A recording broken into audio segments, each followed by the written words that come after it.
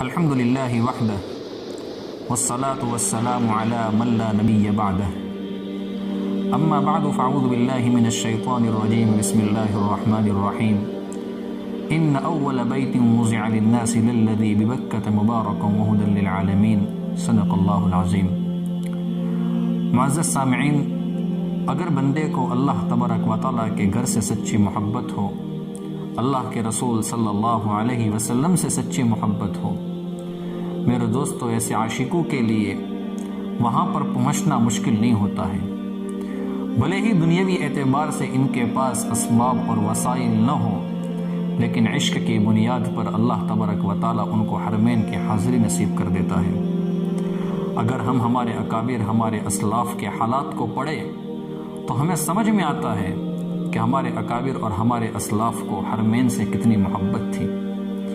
حضرت مولانا حسین احمد مدنی نور اللہ مرکزہ کے بارے میں آتا ہے کہ ان کے پاس حج پر جانے کا خرچ نہیں تھا، ان کے پاس پیسے نہیں تھے، لیکن جذبہ بہت تھا کہ میں حج کو جاؤں۔ جب ذی الحجہ کے دن شروع ہو جاتے تو وہ روزانہ کھانا کھاتے ہوئے یاد کرتے کہ اللہ کے کچھ بندے ایسے بھی ہوں گے جو حج پہ جا چکے ہیں اور میں یہیں پر رہا ہوں۔ یہ خیال آتے ہی ان کو کھانا اچھا نہیں لگتا تھا، رات کی نیند اڑ جاتی تھی۔ کئی مرتبہ آسمان کی طرف دیکھتے ہوئے یوں کہتے تھے کہ معلوم نہیں عاشق لوگ وہاں پر کیا کر رہے ہوں گے۔ جو حج پر جاتے تھے ان کو وہ اللہ تبارک و تعالیٰ کا عاشق کہتے تھے اور بار بار یہ لفظ بولتے تھے کہ معلوم نہیں عشاق وہاں پر کیا کر رہے ہوں گے۔ کوئی طواف کر رہا ہوگا، کوئی مقام ابراہیم پر سجدے کر رہا ہوگا، کوئی غلاف کعبہ پکڑ کر دعائیں مانگ رہا ہوگا، کوئی ملتزم سے لپٹ کر اللہ کے حضور اپنی فریاد پیش کر رہا ہوگا۔ ان کے لیے حج کے مہینے کے 10 دن گزارنا بہت مشکل ہوتا تھا، اور اللہ تبارک و تعالیٰ کو ان کا یہ جذبہ اتنا پسند آیا کہ رب کریم نے ان کے لیے حرمین شریفین کے دروازے کھول دیے، اور انہوں نے قریب 18 سال مسجد نبوی صلی اللہ علیہ وسلم میں بیٹھ کر حدیث پاک کا درس دیا ہے۔ معتبر علماء سے میں نے سنا ہے کہ حضرت مدنی نور اللہ مرکزہ جب اللہ کے رسول صلی اللہ علیہ وسلم کے روضہ اقدس کے پاس میں بیٹھ کر جب حدیث کا درس دیتے تھے تو جیسے میں اور آپ جب حدیث پڑھتے ہیں تو یوں لفظ پڑھتے ہیں قال رسول اللہ صلی اللہ علیہ وسلم، اللہ کے رسول صلی اللہ علیہ وسلم نے فرمایا۔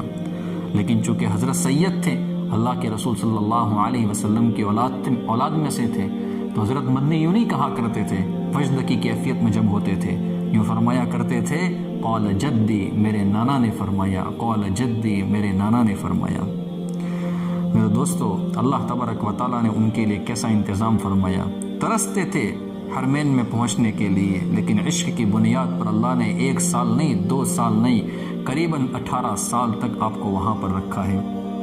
حالانکہ پیدا ہوئے ہیں ہمارے ملک میں، انڈیا میں، ہندوستان میں، یہیں پر پلے بڑے ہیں، تعلیم بھی یہیں پر پائی ہے، زندگی بھی یہیں پر گزاری، دفن بھی یہیں پر ہوئے، لیکن اللہ رب العزت نے حضرت مولانا حسین احمد مدنی کے ساتھ مدنی کا لفظ ایسا لگا دیا کہ آج اگر کوئی نام نہ لے اور صرف یوں کہے کہ حضرت مدنی نے فرمایا تو لوگ مدنی کے لفظ سے ان کی پہچان کر لیتے ہیں کہ مدنی، حضرت مدنی اگر کوئی کہے تو اس سے مراد حضرت مولانا حسین احمد مدنی نور اللہ مرکزہ کی ذات ہوتی ہے۔ اللہ تبارک و تعالیٰ نے آپ کو ایسی نسبت عطا کر دی۔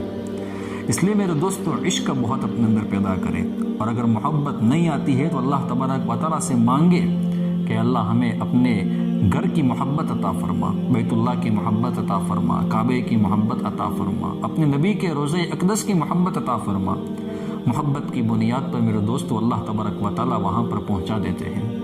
میں آپ کو مزید 2 واقعے سناتا ہوں۔ ہمارے اکابر اور ہمارے اسلاف میں ایک بہت بڑے اللہ والے گزرے ہیں، ان کا نام ہے حضرت خواجہ عبد المالک صدیقی رحمۃ اللہ علیہ۔ بہت بڑے اللہ والے ہیں، بہت بڑے اللہ والے ہیں۔ وہ فرماتے ہیں کہ ایک مرتبہ اللہ کے رسول صلی اللہ علیہ وسلم کی زیارت ہوئی، اور اللہ کے نبی نے مجھے فرمایا، عبد المالک، آپ ہم سے ملاقات کے لیے کیوں نہیں آتے ہو؟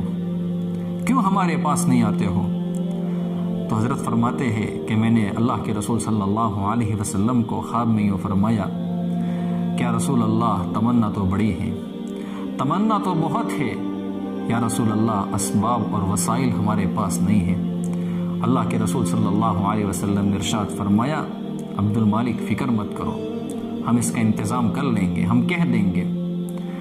اس کا نتیجہ یہ نکلا کہ اگلے سال ان کے متعلقین میں سے 3-4 بندے ان کے پاس آ گئے اور عرض کرنے لگے کہ حضرت میرے دل میں آ رہا ہے، آپ مہربانی فرما لیں اور میری طرف سے آپ حج کریں۔ دوسرے نے بھی یہی کہا، حتیٰ کہ سب نے یہی کہا۔ اب حضرت رحمت اللہ علیہ نے ان میں سے ایک کی طرف سے دعوت کو قبول کر لیا، لہٰذا 1 سال کا تو انتظام ہو گیا۔ اگلے سال دوسرے کی طرف سے ہر سال 5-7 بندے ایسے ہوتے تھے جو ان کو حج کرنے کے لیے وہاں پر لے جاتے تھے، حتیٰ کہ اس کے بعد حضرت خواجہ عبد المالک صدیقی رحمۃ اللہ علیہ قریباً 27 سال تک وہ زندہ رہے اور اللہ تبارک و تعالیٰ نے ان کو 27 مرتبہ حرمین شریفین کی حاضری عطا کر دی۔ 27 سال انہوں نے حج کیا ہے۔ 27 حج اللہ تبارک و تعالیٰ نے اپنے کرم سے، اپنے فضل سے، عشق کی بنیاد پر ان کو دے دیے۔ یہ ہوتا ہے میرے دوست انتظام۔ جب بندے کے دل میں تڑپ ہو نا تو اللہ تبارک و تعالیٰ بندے کو وہاں پر پہنچا دیتے ہیں۔ بلکہ کتابوں میں ایک واقعہ لکھا ہے کہ سعودی عرب کے اندر یمن سے ایک بڑی عمر کے بزرگ آئے تھے۔ انہوں نے اپنا انٹرویو دیا تھا اور انہوں نے یہ کہا تھا کہ آج میری 120 سال کی عمر ہے اور 20 سال سے میں مسلسل، جب 20 سال کا تھا تب میں نے پہلا حج کیا تھا اور اس وقت سے میں حج کر رہا ہوں اور آج تک میں حج کرتا ہوا آیا ہوں اور یہ میرا 100واں حج ہے۔ اس کے بعد فرمایا کہ اللہ نے اپنے فضل، اپنے کرم سے مجھے 100 حج کی سعادت نصیب کی ہے۔ اس میں سے 80 حج میں نے جو کیے ہیں وہ پیدل کیے ہیں اور 20 حج جو میں نے کیے ہیں وہ سواری پر کیے ہیں۔